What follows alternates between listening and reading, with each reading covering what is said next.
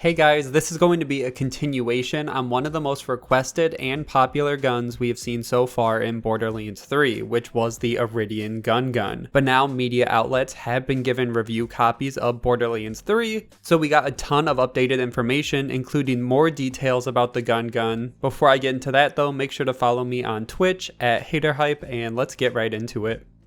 As I've said already, I have a video up covering what we were calling the Eridian GunGun. It covered a theory and just the basics of the weapon itself from when we first saw it up until the finalized version. Since then, GameSpot was one of the publications that was given an early review copy of Borderlands 3, and they've uploaded a video called Borderlands 3 Craziest Guns We've Seen So Far. The last weapon they show off is the Eridian Fabricator.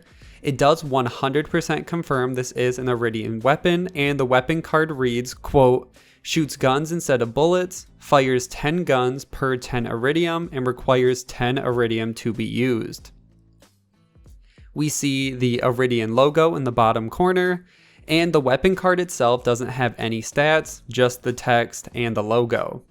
But based on the orange color of the weapon card, we can see this weapon is a legendary. And the one last interesting piece of information, purely based off the card, is the weapon picture. Now, usually this picture will show what type of weapon this is, and it can show a pistol symbol, assault rifle, SMG, and so on, but this one doesn't have any of those. It instead has a vault symbol with an outline around it. I have a few ideas on what this might mean or what it could be.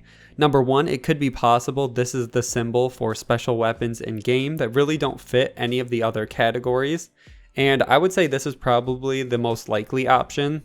Number two, the second option is that this symbol is only used for this weapon.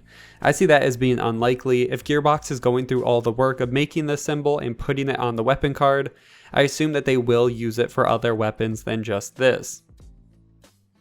Going further, we can see some actual gameplay of the weapon itself. It does seem that this weapon will only have a single firing mode that can fire 10 weapons at once in a burst. Early gameplay from one of the past trailers showed single weapons being fired out and the barrel didn't spin. I speculated that maybe we would see multiple firing modes for this weapon, but that doesn't seem to be the case. The weapon does cost Eridium to use, which I was correct in my speculation about all the way back when we first saw the weapon.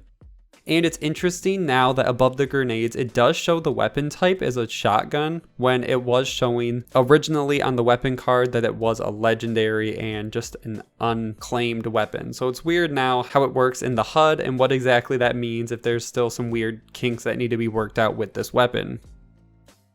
Either way, it also doesn't seem like this weapon has a level, no level requirement, and no item level. And it's probably given to the player throughout a mission. I would assume that close to the end of the story, if not the very end of the story, we are given this weapon. It's something that most players will probably keep with them the entire time because it scales up with you, so it always fires weapons on scale to the player. In the video itself, we can see it has fired green gear with like a few blues and a few purples, which seem a little low for a level 35 player, but I guess they don't want it to be too broken, considering that 10 Eridium doesn't seem to be that much if it is easy to obtain in this game. And when they pick up the gear, we can see that every piece of gear they pick up is level 35. So it looks like it will give you gear that's right on level with you. It won't be underpowered, it won't be overpowered, it will be right there. So if you just do need quick gear to match your current level, if you leveled up, this seems to be a really good way and a really fun way to farm and do something else. And that's all we've learned about the Eridian Fabricator. Also, I'm going to be covering weapon guides on my channel for Borderlands 3, and this is probably the style of thumbnail I'm going to be using in the future. There might be slight changes, but this will be the bare bones basic form of it. So I hope you guys do like this and like this style. Make sure to like and share this video, subscribe for daily Borderlands news, and I will see you guys in the next one.